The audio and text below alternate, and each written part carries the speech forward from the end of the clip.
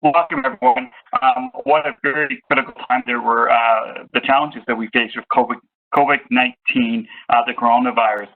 Let me just take this opportunity to say that people with disabilities are more uh, um, inattentive and more marginalized when it comes down to COVID-19 and the impacts that it has on all of our lives should one of us get it. It's also very critical that during this time, as we've been asked a lot of questions, is when is this going to end? Well, this whole situation is changing by the minute. So I think for anyone to predict at this point is not reasonable because it gives false hopes on that. And I will say that one of the things that we can all do, this is not a government issue. This is a society issue. This is a world pandemic that has happened. And all of us have to do our part. All of us have to do our part by social distancing, 6 meters, and staying apart. When we go outside down the street and people aren't normally coming up to us as friendly as we're used to, it doesn't mean that they have anything against us. What it simply means is people are respecting social distancing. So it's really important that people recognize that this issue about COVID-19 is a severe issue. It is not an issue that happened overnight. It's not an issue that someone decided to bring forward yesterday. It's an issue that that many are being impacted. You look at Ontario, for instance, on how many lives have died from that. And so we really want to do our part.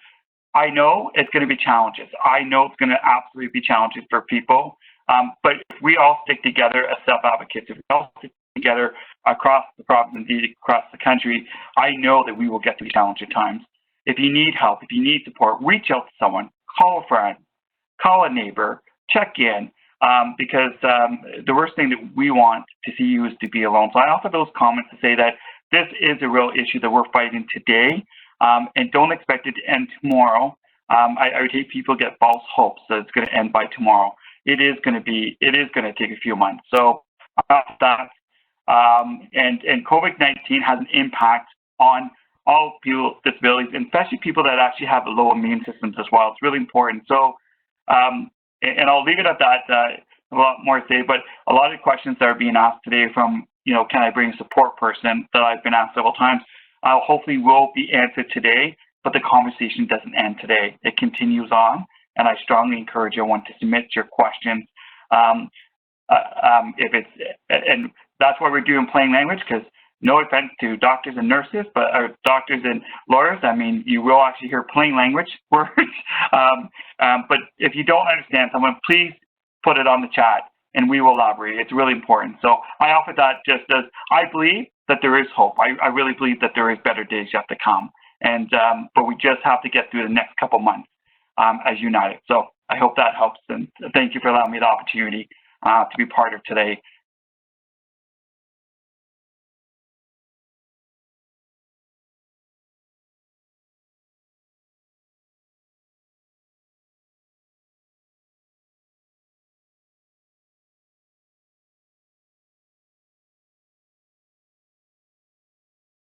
Hi, I'm the old guy around here.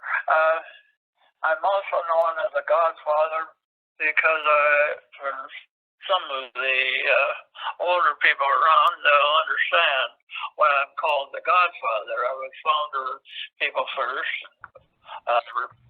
co-founder of Respecting Rights. Now, as a person who has survived an institution for 18 years, and I figured I was locked up for 9 of those.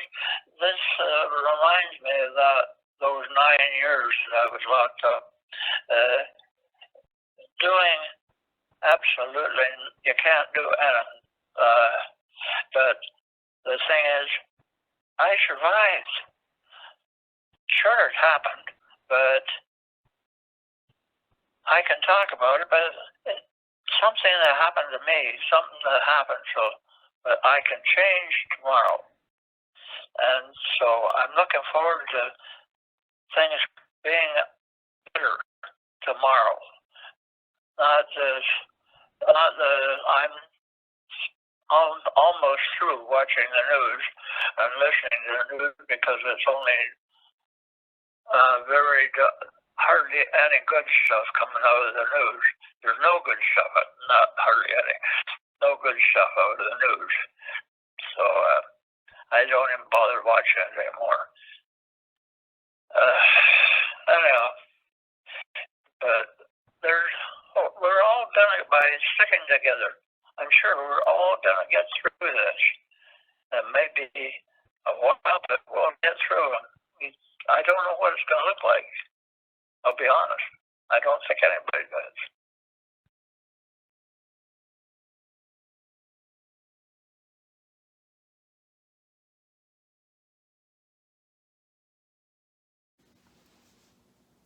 Hi, I'm Dr. Andrew Morris, and I'm an infectious diseases doctor at Mount Sinai Hospital. I was asked to speak to you today a little bit about coronavirus, and in a few short segments, I'm going to tell you what I do and what I know.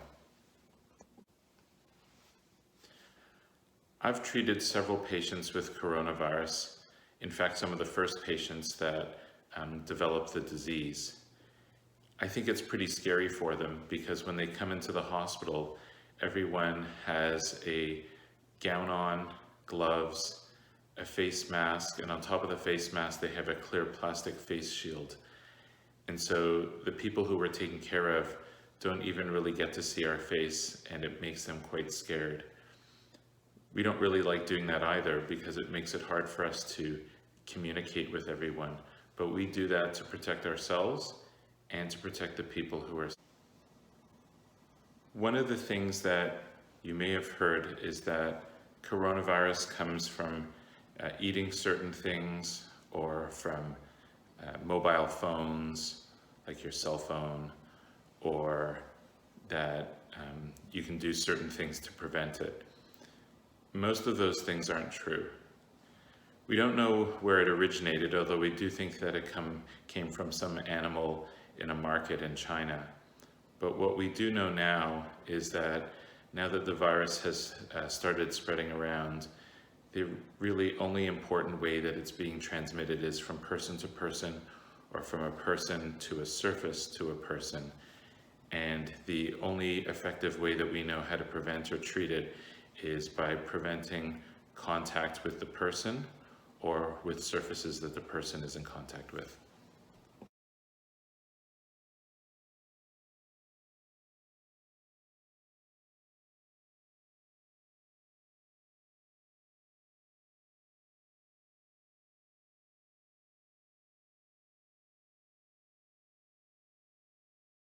Hello there, everyone. My name's Stephanie. As a self-advocate, I've seen a lot of people. Well, I've seen, but also I've heard a lot of people being very confused about this whole virus issues that we are dealing with, and a lot of them are not fully understanding what is going on. And so I'm glad that we're doing this kind of video call, presentation, workshop, whatever you want to call it, to help those understand about this virus issue a whole lot better. I know that it took me a while to understand how serious this is, and now that I do, like it gives me like a lot of anxiety and concern on really how serious this virus issue really is. So that's pretty much what I have to say.